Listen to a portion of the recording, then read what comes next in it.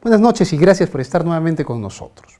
Vamos a seguir tocando el tema electorales que nos han juntado pues dos procesos en uno y todo se va a desarrollar este domingo. La segunda vuelta electoral donde tenemos que elegir entre tres candidatos, no digo dos, digo tres. Elmer Cáceres Lica, Javier Ismodes y el voto en blanco, que parece ser una corriente que cada vez se va fortificando más y más.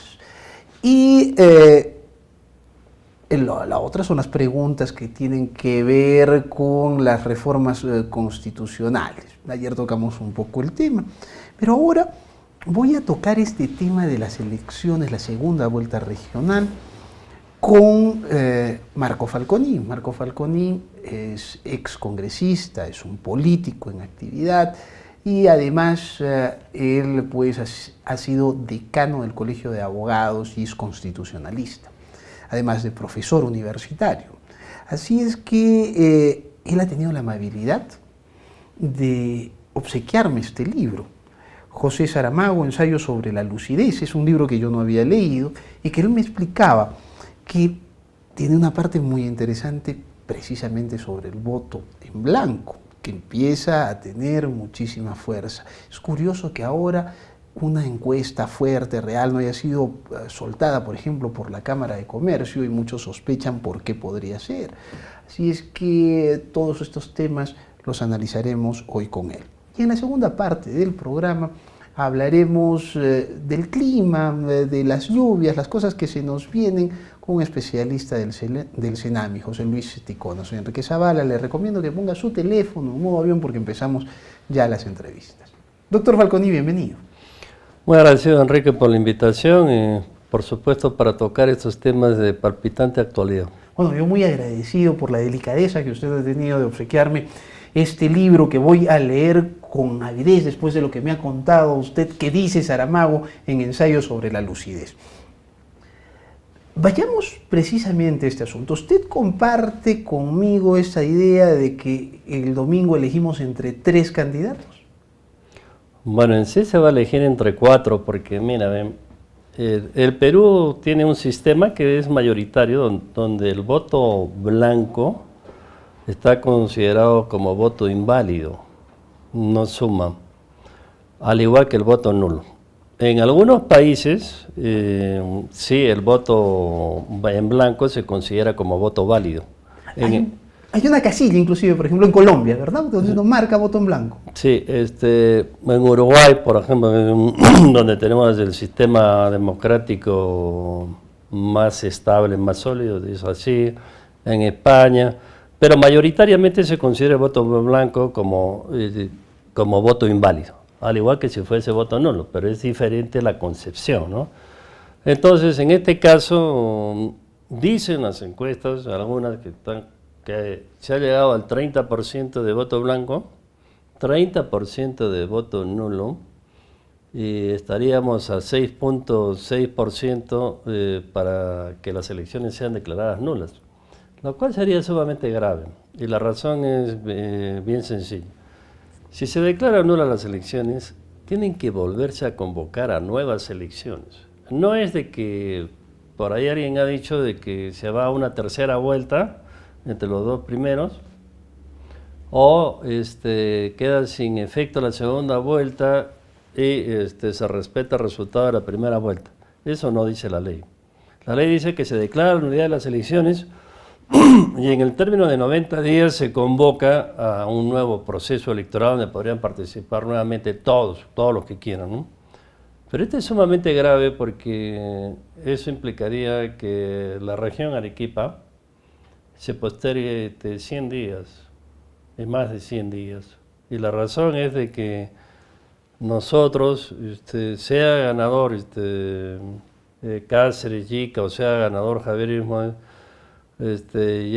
a partir del 1 de enero tenemos el gobierno en marcha. ¿Qué pasaría si sumado el voto blanco y el voto nulo, o sea, vamos a tener a la región paralizada 3 meses?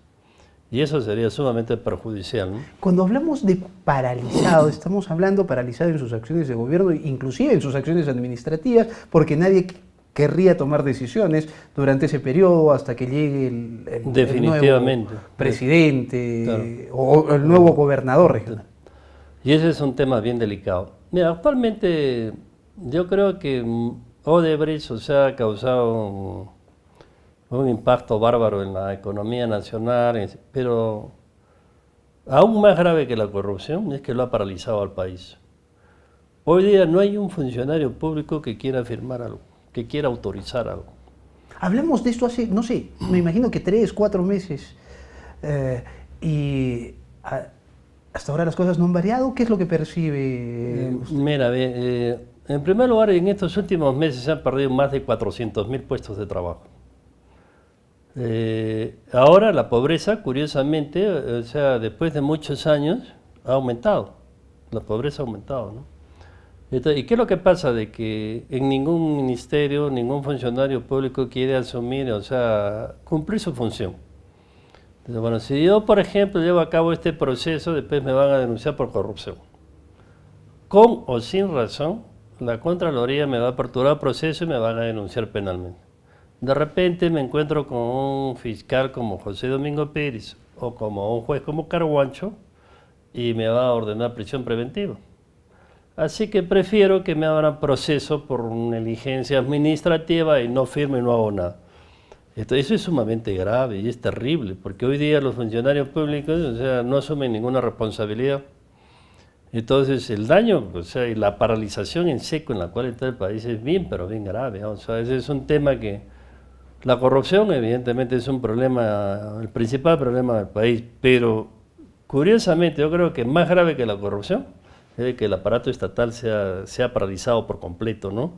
Entonces necesitamos que los funcionarios públicos, o sea, asuman su responsabilidad y que finalmente, bueno, si hay algún funcionario público que participa de un acto de corrupción, por supuesto que todos estamos de acuerdo que se vayan presos. Pero no puede ser posible que los funcionarios públicos todos se hayan tirado para atrás y no tengamos actualmente gobierno. El país está paralizado. El asunto aquí, lo tocaba ayer durante una entrevista, es que hay muchas cosas que se han penalizado. O sea, hay algunas cosas que en vez de aumentar las penas deberían despenalizarse. Decía, por ejemplo, que un alcalde tenga mal gusto, que un alcalde tome una decisión equivocada, no es necesariamente motivo para enviarlo a la cárcel. Pero ahora resulta que por quítame estas bajas, un funcionario público, un alcalde, puede irse a prisión. O por lo menos a una prisión preventiva mientras demuestra que es inocente, cosa que pervierte las normas más elementales del derecho, ¿no? Claro, mira, hay algunos temas bien graves. Todos creo que a nivel mundial estamos en absoluto desacuerdo con la violencia.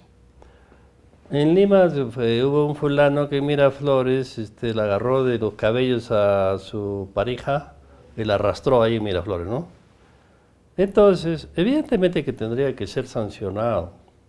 Yo, juez, le aplicaría trabajo comunitario 6 meses para que barra las calles del distrito ahí con su uniforme de color naranja, que diga, estoy pagando una pena por agredir a mi pareja, etcétera, ¿no?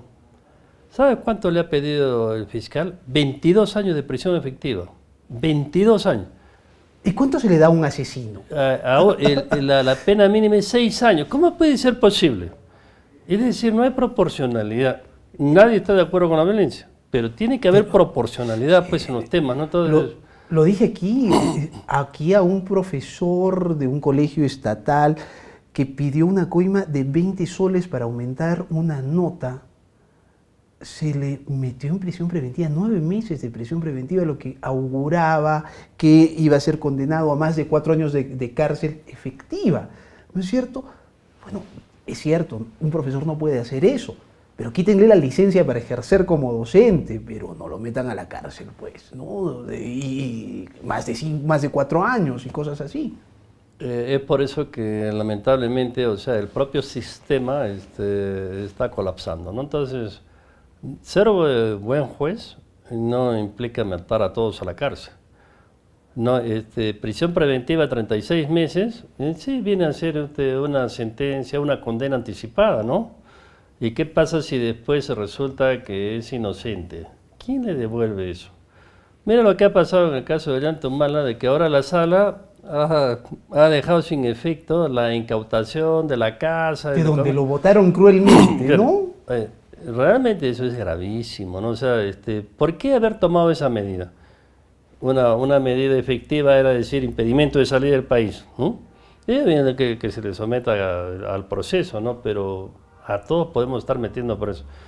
La Corte Interamericana ha dicho de que el 58% de las prisiones preventivas en el país son arbitrarias y son ilegales.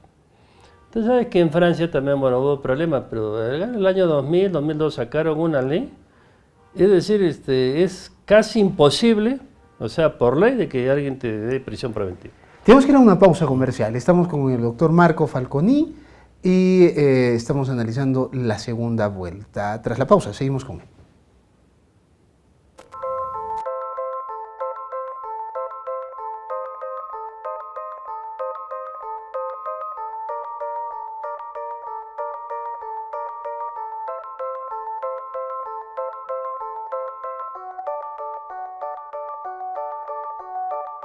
Estamos de regreso en el programa. Estoy con Marco Falconi, excongresista de la República, político en actividad, excongresista, exdecano del Colegio de Abogados y es profesor de Derecho Constitucional. Quisiera regresar al tema del voto en blanco.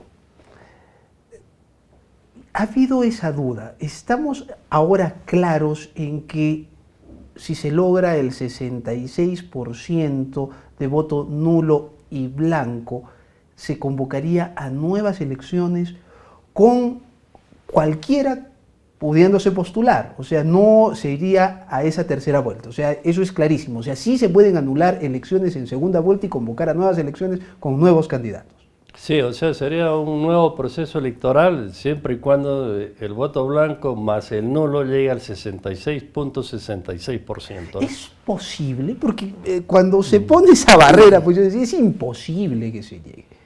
Podría haber una ligera posibilidad, siquiera, podríamos pasar de posibilidad a probabilidad de que esto ocurra.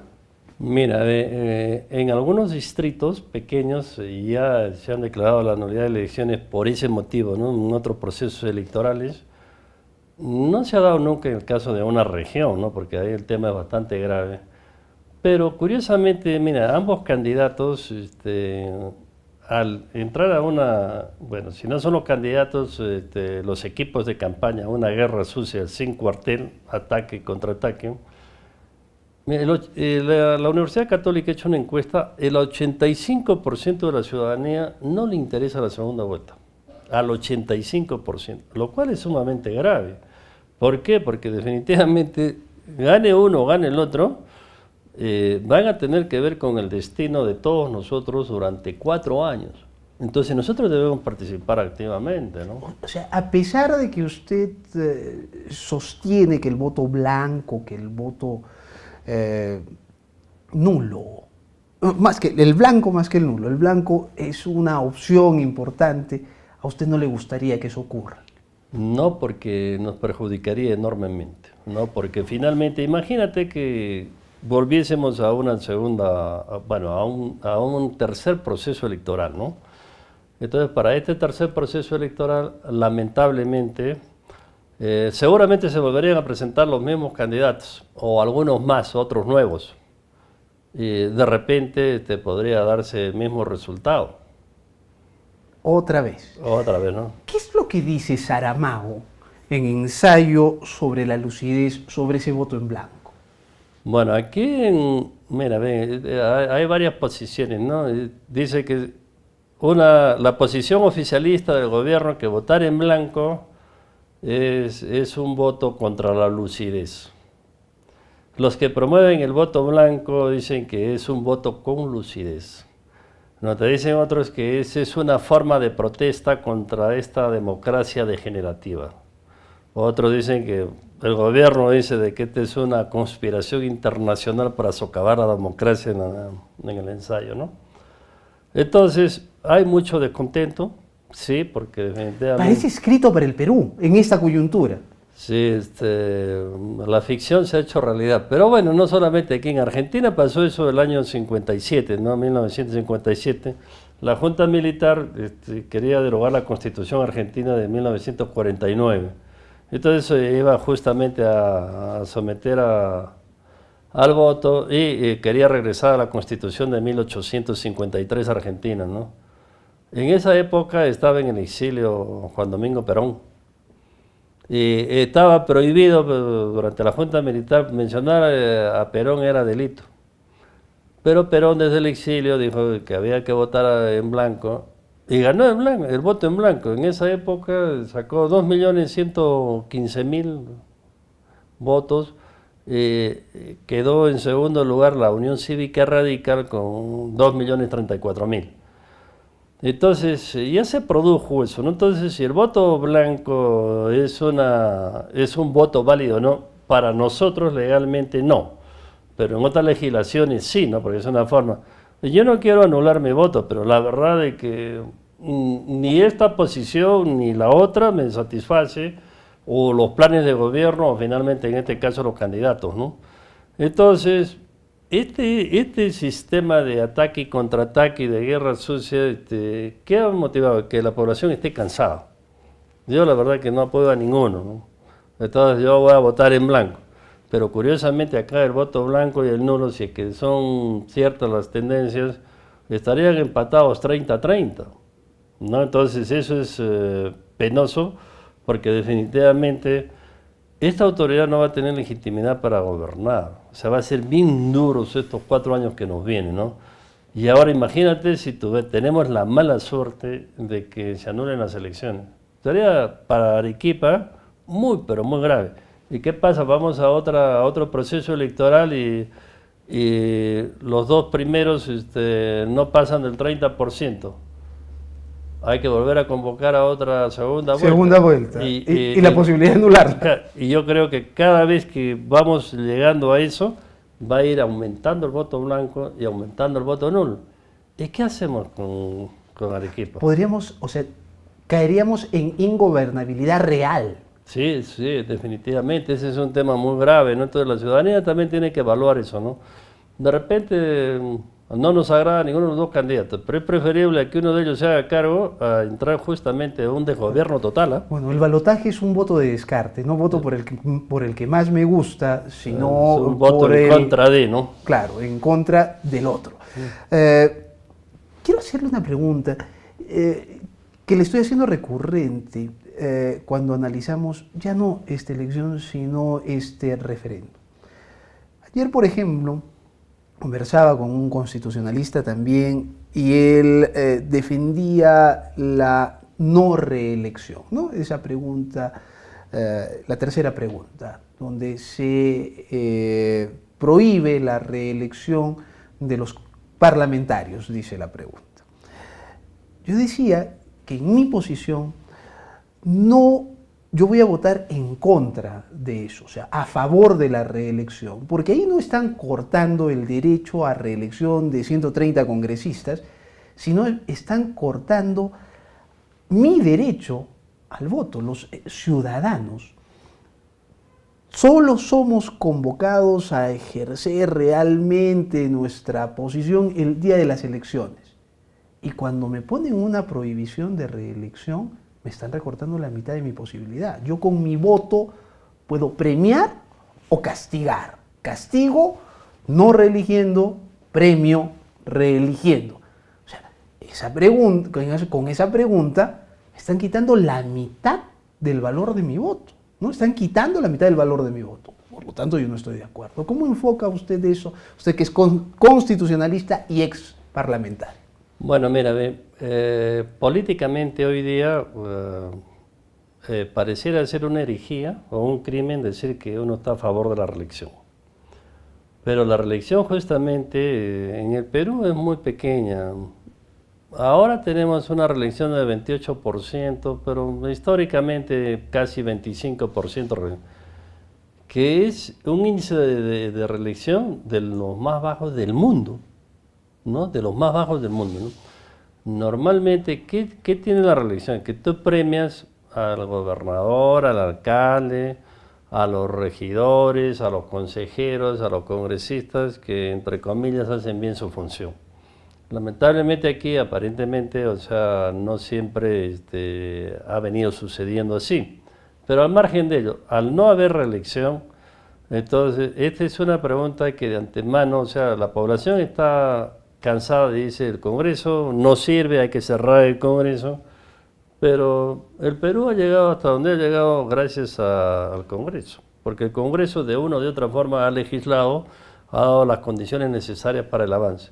De que hay congresistas que definitivamente han incurrido en gravísimos actos de inconductas o la comisión de delitos, por supuesto que tiene que ser sancionado, eso nadie va a poner en duda, como puede ser el caso del alcalde, del gobernador, ¿no? Entonces, pero prohibir la reelección es bien grave porque se pierde toda la experiencia.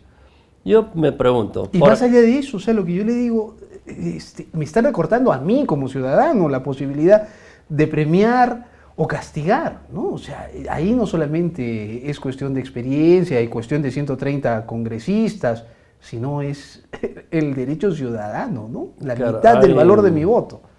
Mira, vea, hay unos sistemas especiales, hay el voto positivo y el voto sustractivo, así se le conoce también, ¿no? Entonces, por ejemplo, a esta posición, si la gente vota en contra de la posición y dice yo sí estoy de acuerdo con que haya reelección, entonces ese es un voto positivo, pero también puede haber un voto negativo, ¿no? Si, bueno, yo la verdad quiero que no haya reelección. Estos congresistas son unos incompetentes, los congresistas no trabajan, son ociosos, etcétera, etcétera. Pero ahí se han unido varias cosas, ¿no? Porque dicen el Congreso es muy oneroso, muy caro. La bicameralidad, cuando se cortó, en la práctica representaba la 10ª parte de lo que gasta este Congreso unicameral, ¿no? Entonces, esa no es la justificación real, ¿no? Pero sí es una medida popular, ¿no? Yo como presidente de la República, yo quiero estar en sintonía con la autoridad. Yo, por ejemplo, te daría ¿qué pasaría si, por ejemplo, el presidente hubiera dicho, bueno, vamos a someter a referéndum el cierre del Poder Judicial, el cierre del Ministerio Público? Si estamos a las encuestas, el 80% va a decir que se cierre, ¿no? Que se cierre el Congreso. ¿Y por qué no una pregunta, por ejemplo, que se cierren los ministerios? Te aseguro que también... también, sí, también. Por lo menos que se reduzcan a la tercera parte, ¿no? Claro, entonces, ¿qué es lo que pasa? Entonces, ese tipo de preguntas que son populistas son bien caras. No se puede someter a referéndum en la parte tributaria, pero bueno, si tú la sometes y dices, bueno, yo quiero someter a los ciudadanos si están de acuerdo nadie no. pagaría impuestos. Nadie paga. Entonces, ese tipo de propuestas son graves, ¿no? Tenemos que ir a una pausa. Estoy con Marco Falconi, regreso un bloque más con él y más adelante vamos a hablar del clima, las cosas que se nos vienen. Tras la pausa seguimos en modo avión.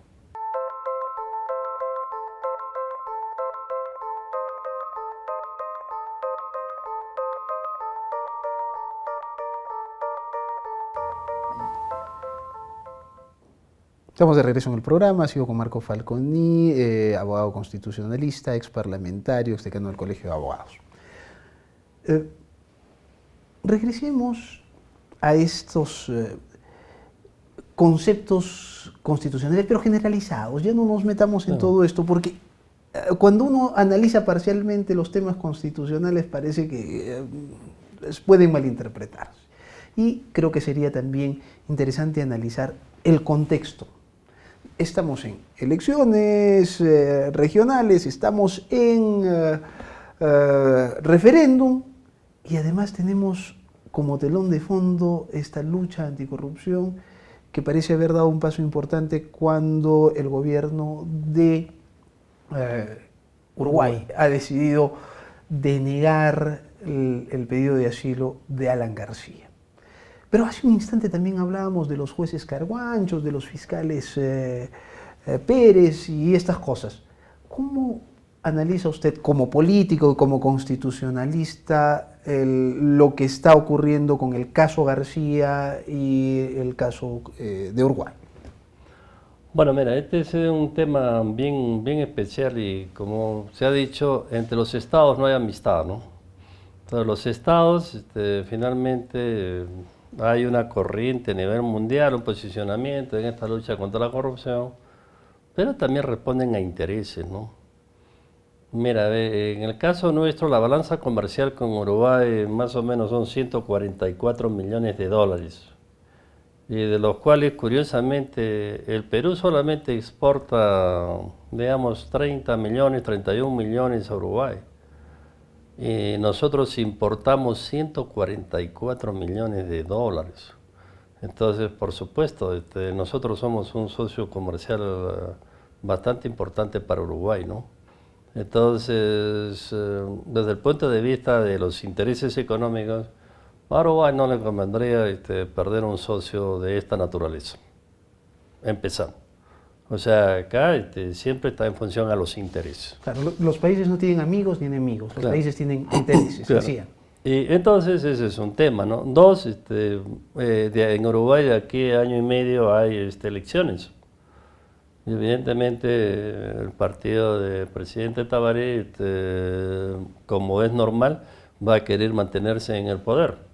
Y este tema de Alan García, al margen de que si estuviese bien o mal el tema del asilo, tiene que tener una respuesta y unas consecuencias políticas en Uruguay. Entonces, todo el mundo anda criticando, o sea, la corrupción. El caso Odebrecht ha afectado a todos los países, a unos más, a otros menos, pero evidentemente hablar hoy día de Odebrecht, o que estés asociado a Odebrecht, o que hayas recibido dinero de Odebrecht, realmente es una mácula, una mancha muy grave. Entonces, están a año y medio en el proceso. Entonces, bueno, a nosotros, ¿qué nos interesa? No es usual que salga un presidente de la República en conferencia de prensa a decir, no damos el asilo. Claro, él podría haberlo hecho su canciller, Claro, no aparte, tratarlo al más alto nivel, ¿no? Y aparte que tú sabes que normalmente tú sacas tu resolución a favor o en contra y no das ninguna explicación, ¿no? Pero aquí sí ha habido un mensaje político, ¿no? Un mensaje político a la comunidad internacional, pero aparte, o sea, a todo Uruguay, ¿no? O sea, nosotros, y ahora hay una serie de posiciones a favor de Tabaré en Uruguay, o sea, políticamente lo ha capitalizado. No se ha visto en otros casos que el presidente con su canciller y su equipo salga a decir que no va a dar el asilo. Acá nosotros también tenemos el tema de los asilos, simplemente se saca una resolución y se acabó la fiesta, nunca el presidente sale a decir si sí o si no, ¿no? Claro, ha pasado con venezolanos, por ejemplo, Claro. ¿no? Entonces, este es un caso especial. Bueno, evidentemente el caso del presidente García es un caso especial, ¿no? Ahora, García hizo mal en pedir el asilo. ¿Cómo interpretamos este asunto? ¿García corre riesgo de ser encarcelado injustamente? ¿O García es un político bien perseguido porque existen indicios suficientes de corrupción? Bueno, mira, lo que pasa aquí es de que, como yo sí creo que la prisión preventiva se ha prostituido en el Poder Judicial y a todo el mundo le ordenan prisión preventiva con o sin razón. Entonces, ¿qué es lo que pasa? Eso es lo que justamente está motivando de que las personas, o sea, en legítima defensa, puedan decir yo no quiero someterme, ¿no? Ahora, yo sí creo que en el caso de Alan García, él se equivocó, ha sido un error de cálculo. Mira, nadie, o sea, se va a meter a una embajada y le van a dar asilo, ¿ah? Y no hace falta ser brujo, pero evidentemente esto ya estuvo coordinado. A ver que tú o yo vayamos a una embajada y digamos, ¿sabe qué? Yo me quiero asilar. Lo primero es que salen los guachimanes y nos botan a palazo limpio y se acabó el asilo, ¿no? Pero en este caso no. Entonces, pero bueno, justamente la presión que ha habido, ¿no? A nivel nacional, la presión del propio presidente Vizcarra y todo, y yo sí creo que los intereses que tiene Uruguay respecto de la balanza comercial con el Perú, Ha primado. Ha primado hoy, y al final, pues como dicen, ¿no? Los estados no tenemos amigos, ¿no? Ayer Jorge Manrique, constitucionalista, pensaba que el Ministerio Público y el juez Cargancho están forzando demasiado el tema del lavado de activos. O sea, no están juzgando a las personas por los delitos reales, sino están tratando de acomodarlos, meterlos, empujarlos en la figura de lavado de activos. Y que eso, pensaba él, podía caerse en cualquier momento y ser perjudicial en la lucha contra la corrupción. Mira, yo particularmente creo de que no hay lavado de activos. ¿Por qué? Porque al año 2010-2011, Odebrecht era la empresa estrella aquí en Perú y en muchos países.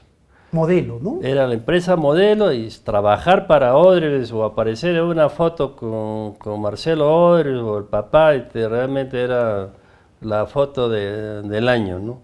Entonces, en ese momento, supuestamente era la empresa modelo, no solamente por las obras de ingeniería, sino por toda la estructura que tenía y además porque supuestamente era una empresa absolutamente honorable. Entonces, si cuando hicieron los aportes de campaña, en ese momento los que recibieron los aportes no podían sospechar de que era dinero mal habido, evidentemente no hay lavado de activos. Y si no hay lavado de activos y finalmente van a ser absueltos por esa razón, entonces ¿para qué les dictamos prisión preventiva? Y es un absurdo, ¿no?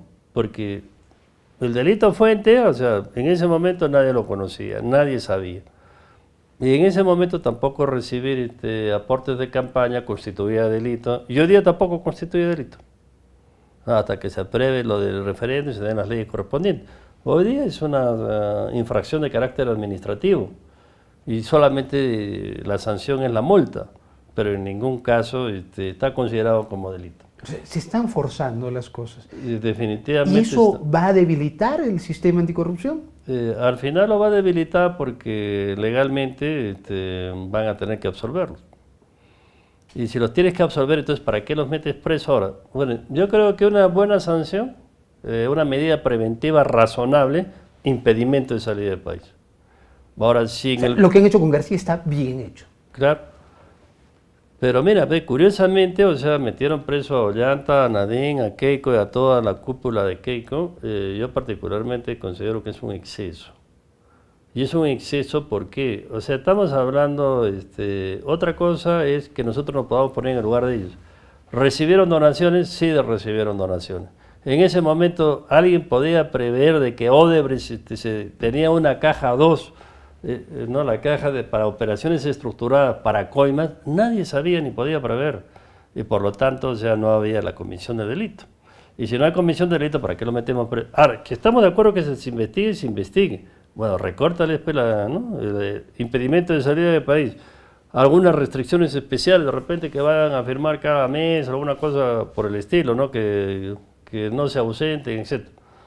Pero lo otro va a ser bien grave, ¿eh? Porque si realmente se aplica la ley en forma objetiva, nos vamos a encontrar de que van a ser absueltos y después, ¿qué va a decir? ¿Ha justificado todo este proceso? Definitivamente no, sería un error, ¿no? Entonces, en vez de fortalecer, al final se va a decir que se han tomado medidas arbitrarias e injustas, como lo ha dicho la Comisión y la Corte Interamericana de Derechos Humanos, ¿eh? El 58% de las prisiones preventivas son arbitrarias e injustas en el Perú. Y ese es un tema muy grave, muy sensible y que tenemos que tener cuidado. Si a alguien se le demuestra que ha participado en un acto de corrupción, completamente de acuerdo, que se le detenga, ¿no? Y que se le condene, ¿no? Con todo el peso de la ley. El asunto es que esto ni siquiera es durante juicio. Ninguno de ellos ha sido llevado a juicio. Ese es un tema sumamente grave. Y si hay todas las pruebas, o sea, ¿por qué de una vez no se va a juicio oral, se formaliza? Eso es un tema muy sensible, ¿no? Entonces, hoy día, por ejemplo, alguien podría denunciar a uno de los candidatos que tenemos acá, ¿no? Por lavado de activos. Entonces, te encuentras con un juez como Caro Ancho, entonces, bueno, ¿sabe qué? Adentro. 36 meses para comenzar. ¿Cómo va a ser eso? Pues es una locura, ¿no? Doctor Hay que revisarlo. Le agradezco muchísimo por haber estado con nosotros. A ti más bien, Enrique, un gusto como siempre. Ahora estamos con el tema electoral que lo vamos a seguir tratando más adelante. Nosotros nos vamos a una pausa y regresamos con José Luis Ticona para hablar del tiempo, lo que se nos viene, porque estamos en un niño que parece ser leve, pero un niño al fin y al cabo. Tras la pausa, seguimos en Modo.